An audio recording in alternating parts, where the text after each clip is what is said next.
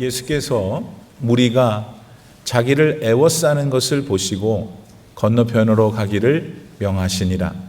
한 서기관이 나와 예수께 아뢰되 선생님이여 어디로 가시든지 저는 따르리이다. 예수께서 이르시되 여우도 굴이 있고 공중에 새도 거처가 있으되 인자는 머리 둘 곳이 없다 하시더라. 제자 중에 또 한 사람이 이르되 주여 내가 먼저 가서 내 아버지를 장사하게 허락하옵소서. 예수께서 이르시되 죽은 자들이 그들의 죽은 자들을 장사하게 하고 너는 나를 따르라 하시니라. 아멘. 하나님의 말씀입니다. 할렐루야. 예수님께서 세상에 내려오시는 성탄절이 이제 한 주밖에 남질 않았네요.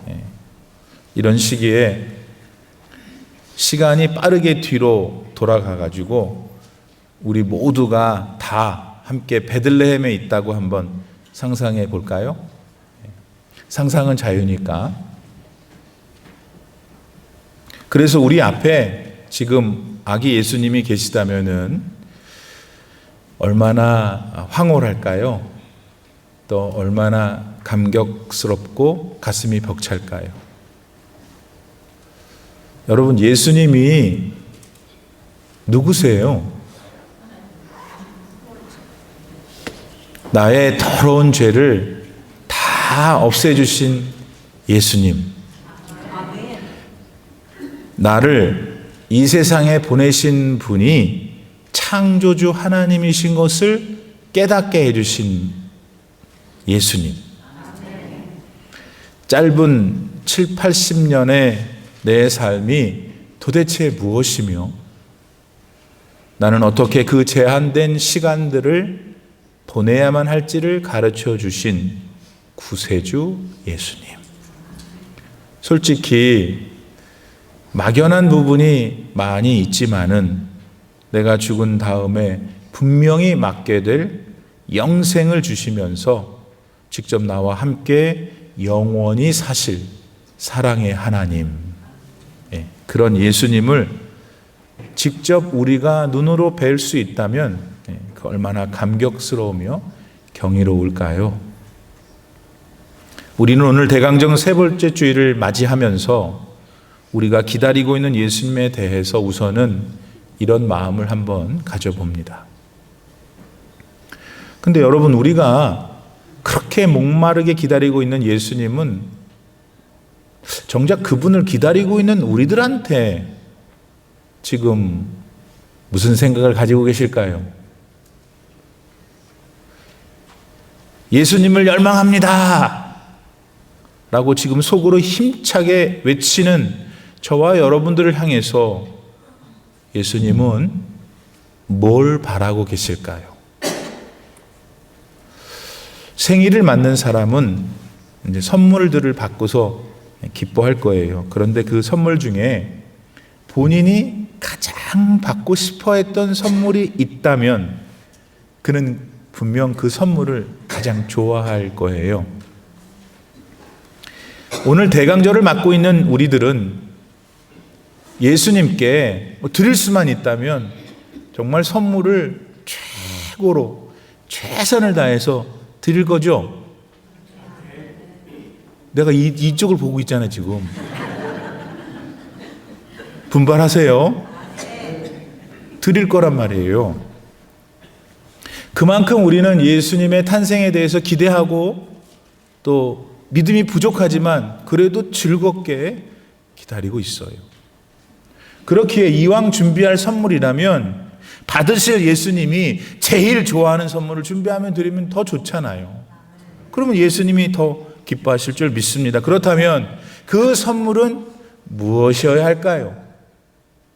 감사하게도 오늘 본문 말씀에 예수님이 좋아하실 선물이 들어있어요. 그게 뭘까요?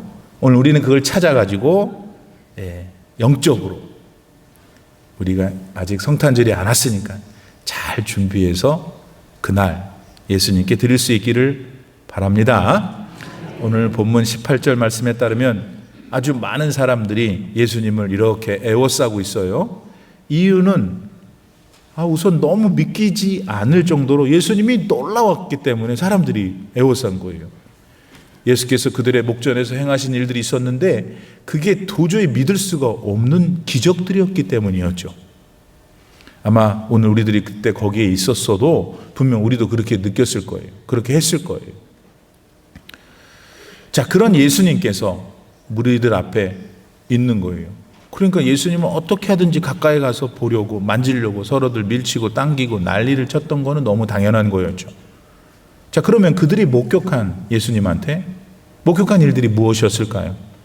그게 무슨 일이었길래 도대체 이렇게 난리법석을 떨고 있는 걸까요? 우선은 예수님이 나병 환자를 고치셨는데 뭐 특별한 것도 한 게 아니야. 그냥 가서 그에게 손 댔더니 나병이 나아버렸어. 아니, 살점이 뚝뚝 떨어져 나가던 사람한테 갑자기 새 살이 돋아났으니까 말 다 한 거죠. 그렇게 완전히 정상이 되게 하셔서 집으로 돌려보내셨다니까요. 그러니까 그걸 옆에서 쭉 지켜보고 있던 사람들이라면 그 벌어진 입을 어떻게 쉽게 닫을 수가 있었겠어요. 그때 당시 나병은 못 고쳐요. 지금도 어렵죠. 지금은 고치긴 하지만 어렵잖아요. 지금도. 근데 더 기가 막힌 거는 몸 하나 까딱할 수 없는 중풍병자도 고치셨어요. 예수님이. 근데 더 놀라운 거는 예수님이 그 환자를 보지도 않았어. 멀리서 말씀으로만 중풍병자를 일으켰어요. 어디 그뿐입니까? 예수님은 장티푸스에 걸려서 이제 곧 죽을 것 같은 베드로 장모를 고치셨어요. 말씀 한마디로. 게다가 귀신들도 쫓으시고 그 수많은 온갖 병들은 다 고쳐주셨다고 마태복음 8장 16절 말씀은 우리에게 알려주셔요. 오늘 이 시간 여러분 가운데 있는 질병을 예수께서 치료해 주시기를 축복합니다. 그러니 그 치료의 모든 장면들을 본 사람들은 어떻게 예수님을 쫓아다니지 않겠어요. 그 모든 일들에 대해서 혹 보진 못해서 들었어도 어떻게든지 예수님 만나가지고 정말 한 번이라도 만지든지 아무튼 얼굴 보고 이것 좀 해주세요 부탁을 하지 않겠냔 말이에요. 뭐 좀 얻어내려고. 근데 이상하게 그런 막 사람들의 열광 속에 계신 예수님이 갑자기 제자들한테 야야야 여기를 떠나 저기 건너편으로 가자고 그러시는 거예요. 예수님은 그들의 열광 속에서 뭔가 바람직하지 않은 것을 느꼈던 것이죠. 바로 그런 어간에 한 서기관이 예수님한테 오는 거야. 그러더니 이렇게 말했어요. 선생님이 어디로 가시든지 저는 따르겠습니다. 그러자 예수님이 이렇게 대꾸하셨죠. 여우도 굴이 있고 공중의 새도 거처가 있으되 인자는 머리 둘 곳이 없구나. 뭐예요 이게? 얼핏 듣기에 예수께서 서기관이 지금 방금 말한 거를 믿지 않으시는 것처럼 들려요. 그렇죠? 사실이 그랬다면 왜 예수님은 그렇게 조금은 퉁명스럽게 그의 말에 대답을 그렇게 하셨던 걸까요? 예수님께 나온 이 서기관은 당시 율법을 가르치던 지위가 아주 높은 사람이었어요. 서기관만이 유대인들이 목숨보다 중요하게 생각하는 율법을 옮겨 적을 수 있는 권한이 있었어요. 다른 사람이 하면 죽어요. 그러니까 그들의 권세가 하늘을 찔렀겠죠. 거기다 더해서 서기관들은 매우 부유했어요. 왜냐? 그들은 그들만이 율법을 베낄 수 있는 권한을 가지고 한 장 율법을 베끼는데 무려 25데나리온을 받았거든. 한 데나리온이 그날 한 사람의 노동값이에요. 그러니까 계산해 보면 서기관들은 한 자리에 앉아가지고 한 페이지, 두 페이지 율법을 옮겨주는데 어떤 사람의 한 달치 봉급을 받고 있었던 거니까 얼마나 돈이 많았겠어요. 그랬기 때문에 훗날 이 서기관들과 또 서기관들을 배출하는 바리새인들이 합작해가지고 예수님을 십자가에 매달 수 있었던 거죠. 자, 이런 지체 높은 어른이었던 서기관이 지금 너저분하고 아주 거지 같은 몰골의 이 촌사람 사이에 일단 끼어 있던 것만도 특별해요. 근데 그보다 더 놀라웠던 건 이 서기관이 예수님이 가시는 곳에는 제가 어디든지 따라가겠습니다 하고 하니까 이거 진짜로 특이하면서도 놀라운 거죠. 그 말은 자기가 지금 누리고 있는 서기관의 지위를 내가 누려놓겠다는 뜻일 수도 있고, 당시 예수님을 눈꼴 사납게 바라보고 있었던 자기와 같은 서기관 그룹들에게 자기가 등을 지겠다는 말이기도 해요. 때문에 예수님으로서는 그저 그래? 그런 생각이 너한테 있어? 그럼 나를 따르려무나 하면 그만일 상황이었어요. 사실 예수님의 제자들 중에 서기관도 하나 있으면은 이모저모로 쓸 일이 많잖아요. 뭐 어부들, 세리, 이미 제자들이 출신이 그렇잖아요. 그런 사람들에 비하면 서기관 두말하면 잔소리지. 근데 예수님의 대답은 우리가 느낀 대로 상당히 냉소적이었어요. 20절 말씀에 보면은 여우도 새도 지 머물 곳이 있지만은 난 내 몸 하나 어디 편히 쉴 곳이 없다. 그렇으니까 무슨 말이냐면 나는 너를 받아줄 수가 없다. 이런 거란 말이에요. 그렇다면 어째서 예수님은 그러셨을까? 우선 서기관은 예수님이 일으키셨던 그 경이적인 일들을 보고 매우 놀랐죠. 탄복했어요. 그리고 생각했지. 내가 만약 이런 분을 쫓는다면 난 정말 많은 것을 얻을 수 있을 거야. 서기관이 원했던 것은 그렇게 육적인 것들이었어요. 세상적인 것들이었죠. 병고침을 받는 일, 건강한 것, 부귀한 것, 그리고 떵떵거리면서 사는 이 땅에서의 삶을 그리스도 예수께 얻기를 원했던 거예요. 반면에 예수님이 인간의 죄를 사하시고 구원하러 이 세상에 오신 영적인 일에는 관심이 없었어요. 모든 생명의 근원 되시고 세상을 이끌어 가시는 하나님의 참 뜻에서 그는 한참이나 멀리 떨어져 있었던 거예요. 자, 한편 요 일이 있은 바로 다음인 것 같아요. 이번에는 제자들 가운데 한 사람이 주님께 말을 해요. 여기서 제자는 12제자가 아니에요. 12제자 말고 예수님을 열심히 따라다녔던 사람 가운데 한 사람이었어요. 이 사람이 21절 말씀에 이렇게 말했잖아요. 주여, 내가 먼저 가서 내 아버지를 장사하게 허락하옵소서. 그랬더니 예수님께서 이렇게 대답하시죠. 22절 말씀, 죽은 자들이 그들의 죽은 자들을 장사하게 하고 너는 나를 따르라. 이 본문을 대하는 많은 사람들은 예수님이 조금 지나치신 것 같다. 아니, 어떻게 돌아가신 아버지 장례도 치르지 못하게 하는 건가? 그런 마음이 들어서 그렇죠. 그렇죠? 사실이 그랬다면은 저 역시도 그런 마음이 들 것 같아요. 근데 저는 이렇게도 한번 생각을 해봤어요. 아니, 왜 그 제자는 지 아버지 죽은 장례 여부를 예수님께 물어봤을까? 아니, 아버지 장례는 누구한테 물어보고 말고 할 일이 아니잖아요. 당연히 해야 되는 거니까.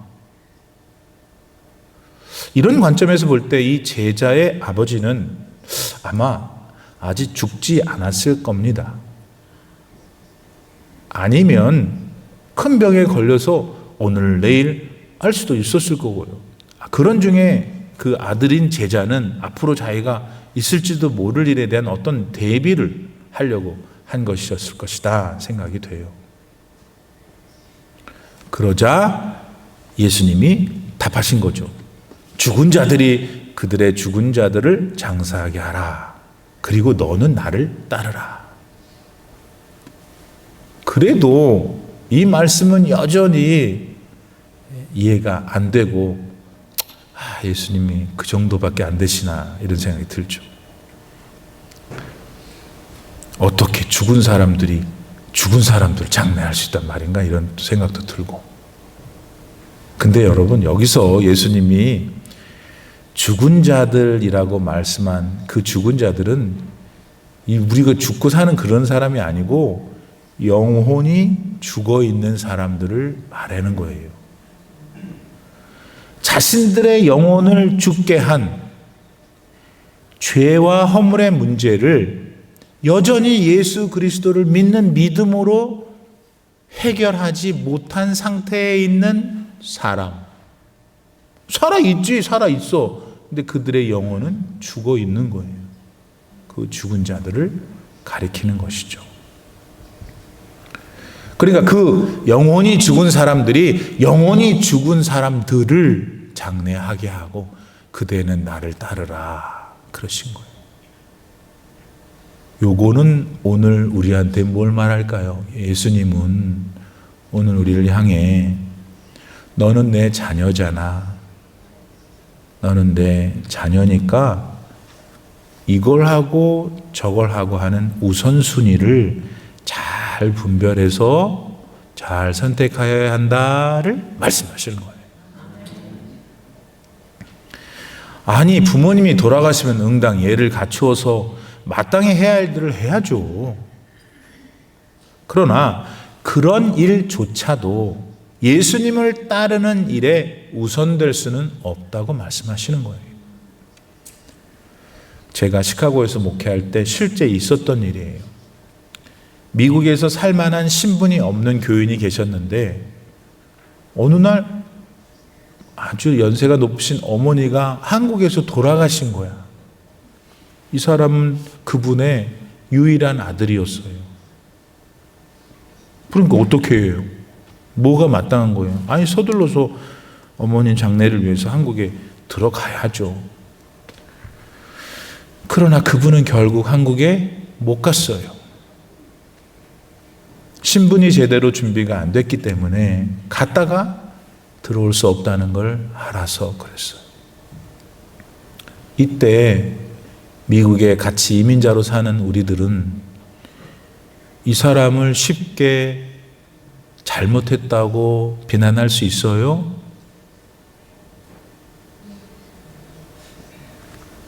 이런 맥락에서 만일 부모님을 위한 장례식을 갖는 일이 예수님을 믿고 영혼의 구원을 받는 일에 회방이 된다면 우리는 믿음을 선택해야 한다는 걸 예수님은 가르쳐주고 계시는 거예요. 이런 주님의 마음은 누가복음 14장 26절에 더 잘 나타나요. 무릇 내게 오는 자는 자기 부모와 처자와 형제와 자매와 더욱이 자기 목숨까지 미워하지 아니하면 능히 내 제자가 되지 못하리라. 이 대강절에 우리가 함께 기다리고 있는 예수님이 그러므로 원하시는 선물은 이렇게 내 삶의 우선순위를 알고 분별하여 잘 선택하는 우리의 믿음인 거예요. 이 대강절 성도님들께서는 이걸 기억하고 생각하시면서 삶의 선택을 취할 때 지혜롭게 잘해서 하나님께 기쁨이 되고 영광을 돌릴 인생이 되기를 바랍니다. 그리고 이런 각도에서 본문을 다시 살펴보면은 서기관 맨 처음에 찾아왔죠. 그 다음 제자가 찾아왔는데 이 두 사람을 예수님이 바라보시면서 마음 아파하셨던 거예요. 서기관은 죄에 대한 회개와 구원의 확신 없이 그저 예수님한테 세상의 복만을 기대하고 있었기 때문이에요. 그러니까 그는 예수님을 세상에 복 받으려고 믿으려고 했던 거죠. 반면에 제자는 믿음이 있었어요. 근데 그 역시도 예수님이 그의 삶의 제일 먼저가 아니었던 거죠. 이 사람은 여차하면은 예수님을 버리고 세상적인 것들로 갈 사람이었거든요. 돈과 같은 세상 것들과 영생을 막 저울질하다가 갈등하다가 결국 예수님을 믿는 믿음을 버려버리는 사람이 제자였어요. 그래서 주님은 이 두 사람을 보고 가슴이 아프셨고 자기를 향해 열광하는 사람들은 말할 것도 없어서 애야 건너서 다른 곳으로 가자 하셨던 겁니다.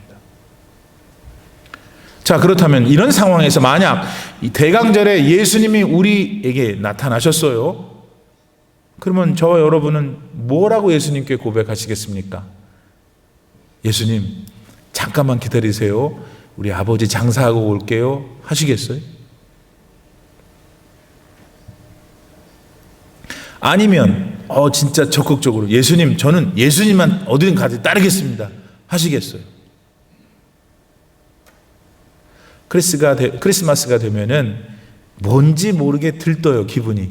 저는 크리스마스가 세상에서 제일 좋아요. 이 시기가. 제가 어렸을 때 이 감정을 느낀 그날부터 지금까지 한 번도 변함없이 이 시기에 그런 마음이 생겨요. 크리스마스가 되니까 좀 바쁘죠?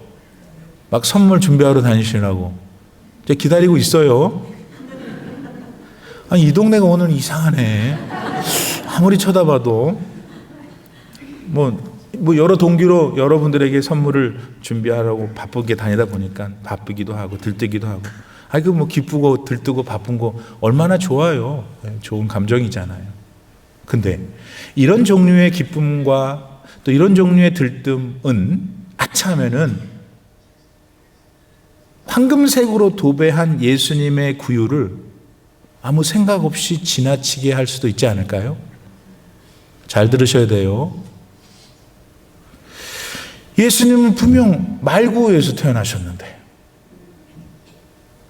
또한 아기 예수님은 온데간데 없고 휘황찬란한 전구빛들, 산타와 사슴들이 도배된 세상이, 그리고 감각적인 기쁨에만 취해버리고 성탄절을 보내는 우리 자신이 될 수는 있지 않을까요?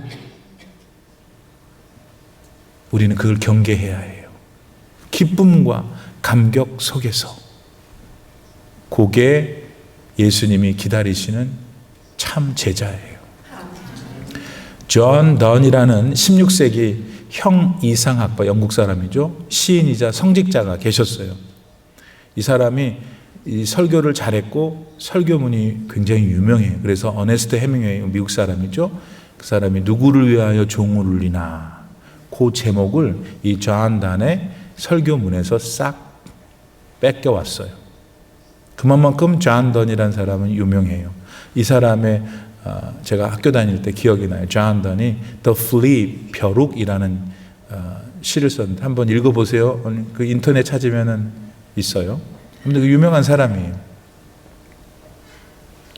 근데 이 존 던은 구유에 놓이신 예수님에 대해서 굉장히 아파하신다고 그런 상상했어요. 왜냐? 그 구유에 깔려있던 메마르고 거친 지푸라기들이 우리 아기 예수님의 연약한 몸을 찌른다고 생각해서였어요. 존 던은 그렇게 훗날 그 어린 아이가 십자가에서 당하실 고통과 아픔을 그곳에서 보았던 거죠. 자기와 같은 인간의 죄를 다 사해 주시기 위해서 견디셔야 했던 예수님의 고통과 아픔을 그는 본 것입니다. 또한 아기 예수님이 누우셨던 그 구유, 역시 쫀던한테는 단순한 구유가 아니었어요. 그 구유는 예수님이 지게 되실 무거운 그분의 십자가로 그는 봤어요. 인류의 모든 죄를 사하시고자 생명을 아낌없이 내놓으셨던 그 육중한 십자가를 쫀던은 말구유에서 봤어요. 여러분, 예수님의 탄생으로 우리가 기뻐하는 것 당연하죠. 그분의 탄생, 그분의 삶, 그리고 그분의 죽으심과 부활로 우리는 내 자신이 얼마나 큰 죄인인지를 깨닫게 되어서 그렇죠.